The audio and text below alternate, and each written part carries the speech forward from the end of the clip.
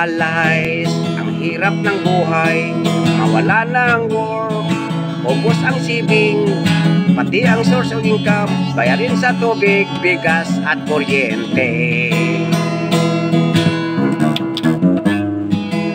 Dahil sa pandemic, walang hiya na COVID, apektado mga company, pati kumpanya namin nag-declare ng bankruptcy.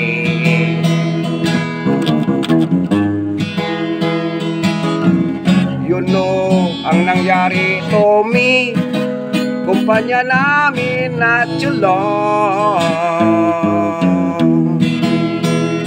nag-declare ng bankruptcy, pull out kami sa aming company.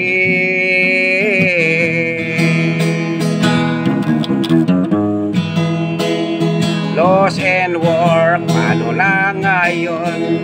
Diyos ko ang hirap, sana ko kukuha ng bayarin sa tubig, pabili ng bigas at kuryente.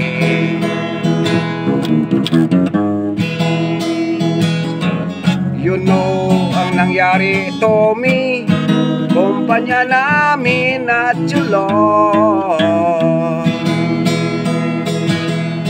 nag-declare ng bankruptcy, pull out kami sa aming company.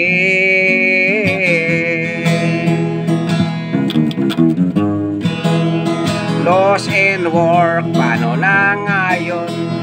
Diyos ko ang hirap, sana ko kukuha ng bayarin sa tubig, pabili ng bigas at kuryente.